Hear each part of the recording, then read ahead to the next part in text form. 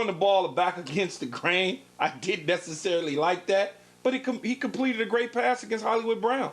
I mean, with Hollywood Brown against the Cleveland Browns. So you can't complain about what he was able to do. This is why this young man was the former MVP in the National Football League, and there's so much conversation swirling around whether or not he's a franchise quarterback.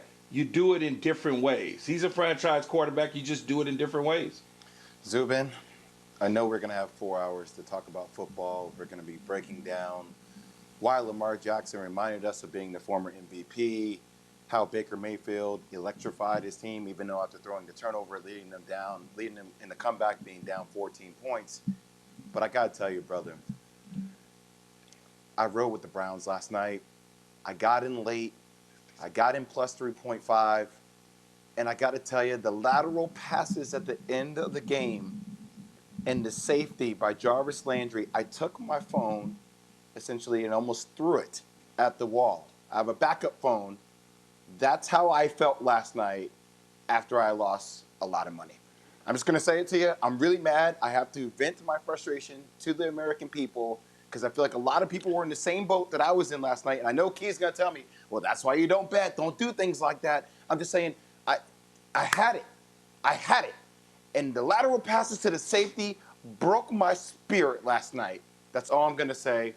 Let's get back to football. Sorry. I don't think they were playing the game based on your. I don't really care what you have to say right now, Keyshawn. Financial really betting Joseph, and things of that nature. Say, it doesn't help me right now.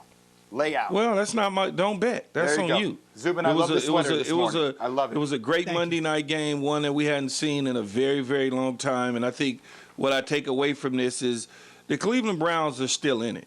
They should build on this. You know, I've been in situations when I was with the Tampa Bay Buccaneers, we lost to the Philadelphia Eagles. It felt like every single time that we took the field against the Eagles, we were losing. And eventually we got over the hump in the playoffs in the NFC Championship game. We went on and won the Super Bowl the next year. We went back to Philadelphia opening day, and we kicked the you-know-what out of them. So I think Cleveland is headed in the right direction.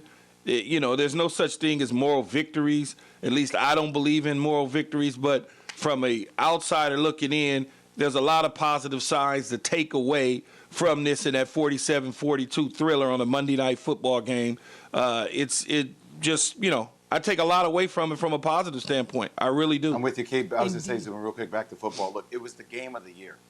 Last night was the game of the year. Prime time like that, to see it come back, to see Lamar Jackson pull a Willis Reed, essentially come back onto the field, lead them back into this game to win this game down the stretch of a field goal, 55-yard field goal.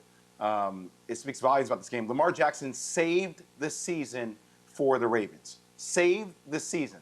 And it goes to show you how special of a talent he is having him on the field. There's no doubt about it. About 50 years ago, as Jay referenced, Willis Reed saved the Knicks season, their championship season, by limping back out there, and a half century later. Paul Pierce did the same thing. Saved Boston Celtics season. You're right about that. Wheelchair aided or not. We're asking on the Dr. Pepper Twitter feed this morning, which team would you fear more in a playoff game? I know the sample size is small, and we're always reacting to what we just saw, but take a deep breath. Is it the Ravens or the Browns? Be a part of the Keyshawn, JWill, and Zubin Nation on the Dr. Pepper Twitter feed, ESPN Nation, presented by Dr. Pepper. It's official. College football is back, and so is your favorite Dr. Pepper-loving college football town, Fansville.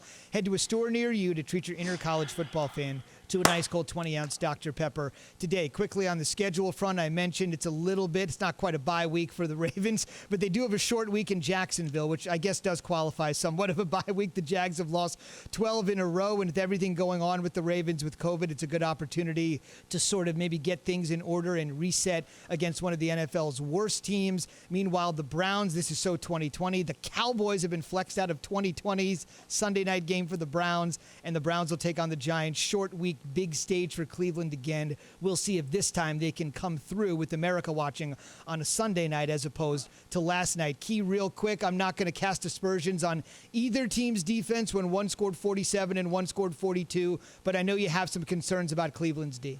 Yeah, you know, just when you start to look at the matchups that they could face down the line in the playoffs, if they get in the playoffs, which I think they will based on the remaining schedule and the way things are shaking out in the AFC. But when you start looking at the prize, you got to look at Kansas City.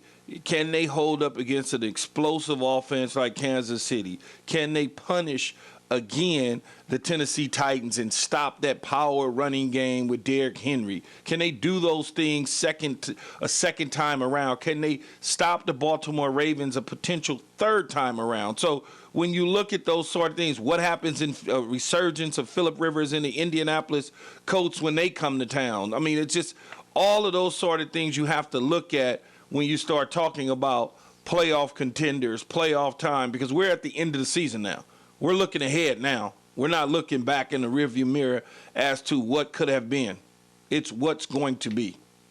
There's no doubt. And the last thing I would just say, think about the adversity for the Ravens in this standpoint. When you're watching the final drive of the game, the final moments of the game, you think about the fact that Lamar Jackson, who missed a game due to COVID, who's he looking to in the biggest of moments? Mark Andrews, who missed 2 games due to COVID. It has been an unbelievable 3 or 4 weeks from the Ravens. They bounced back. They hadn't won a game in more than a month. Then they get the Cowboys on a Tuesday. Then they play again on a Monday and clip the Browns and sweep this season series. We'll talk about the game so much more throughout the course of the morning. As Jay said, it was an instant classic on Monday Night Football. And for Jay, unfortunately, if you care about some numbers other than the final score, it may have not been an instant classic for you.